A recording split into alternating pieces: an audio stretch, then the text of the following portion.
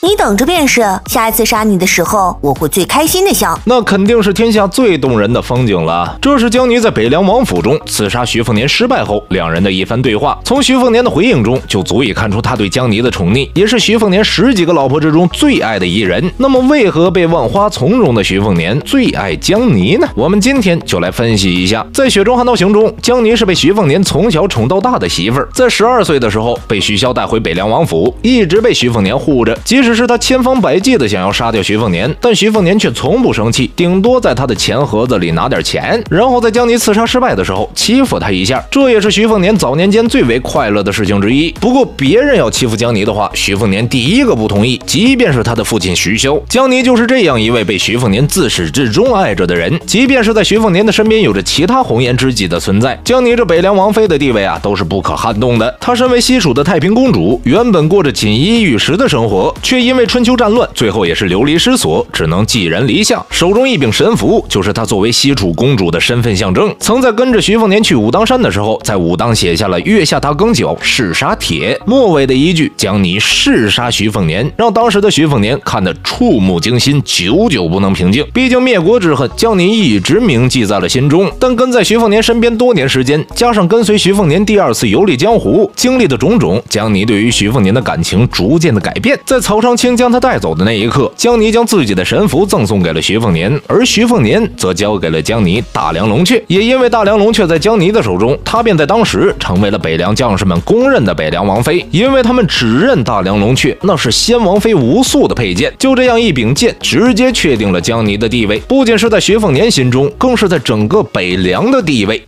江泥，老子喜欢你！喊我做什么？不要脸！这是徐凤年孤身入北莽时，被拓跋春笋追杀到绝境时，临死之前对江泥发自内心的表白。将死之际，言语最真。徐凤年和江泥之间的情话，应该是整部作品中最多的，因为这两人的感情是属于双向奔赴，并且不同于徐凤年跟其他红颜的关系，一直处于男方高高在上。江泥和徐凤年之间是属于一种相对平等的状态，所以徐凤年在江泥的心中是唯一的存在。在徐凤年孤身入北莽被拓跋菩萨的儿子追杀的时候，江泥带着曹长钦及时赶来，这才将徐凤年救了下来。如果当时江泥来晚一步，徐凤年就交代在北莽的草原之中了。之后陈之豹叛出北凉，江泥更是让曹长钦去劫杀了一次陈之豹，为的就是护住徐凤年的安危。泰安城外，徐凤年杀人猫韩雕寺之时，江泥也在暗中观战。而之后徐凤年和柳松石死战重伤的时候，江泥为了阻止王仙芝，连出2箭，第2箭宁愿负伤也要半开天门。在身陷无力的时候，徐凤年及时赶到相救。江泥为了徐凤年可谓是拼尽了全力，生死早已看淡。在那之后，徐凤年和拓跋菩萨转战千里，陷入死境的时候，江泥再度出现将他救下。虽然在登基西楚女帝后，因为战事越来越不利，江泥将自身的西楚气运耗光了。本来江泥当时已经做好为西楚殉国的打算，但曹长青的一路上也看到了江泥对徐凤年的感情，回想起了自己对于江泥母亲的那份痴情。为了不让江泥和徐凤年的感情留下遗憾，曹长青放弃了西楚复国的愿望，孤身前往泰安城中落子。但即便是这样，徐凤年和江泥的感情之路也并不是很顺利。前有绿袍儿杀李淳罡，今有江泥一剑重创徐凤年。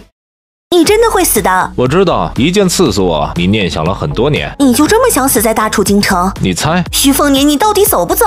不走。徐凤年，这是你逼我的。以后有人欺负你，就折断这把刀，我就算远在千里之外，也会瞬间赶至。这是徐凤年打算带江泥回北凉之时，江泥和徐凤年的一番对话。当时即便受伤的是徐凤年，也依旧选择要保护江泥。在曹长钦身死后，徐凤年便带着大雪龙旗下江南，要带着江泥回北凉。但江泥为了不连累徐凤年，得罪黎阳王朝，一剑重创了徐凤年，逼着他离开。但江泥却也在朝堂上被自己的臣子步步紧逼，最终被徐凤年救走。在遇见大梁龙阙跟着徐凤年返回北凉的路上，某一位参加过春秋大战的人看到大梁龙阙后，立刻下马跪拜，称呼江泥为北凉王妃，可以说直接奠定了江泥的身份地位。而结局的两莽大战，江泥也学习了当初武素的样子，一身白衣登上了巨北城头擂鼓，给北凉将士们助威。那一战彻底让江江妮跟徐凤年融为了一体。即便是没有北凉王妃的头衔，她也是真真正正的北凉王妃。大战结束后，江妮便跟随徐凤年一同隐居了下来。虽然徐凤年的身边还有着其他女子，但江妮无疑是他最喜爱的一位。即便是给徐凤年生下小地瓜的红薯都比不上，因为红薯被北莽女帝囚禁多年，徐凤年都未曾去寻找过。但是谁敢动江妮一根汗毛，徐凤年必会要他全家的性命。江妮和徐凤年这一对 CP 啊，也是整个汉刀行中最好磕的一对了。好了，今天的内容到这里就结束了，大家有什么观点，欢迎在下方留言互动。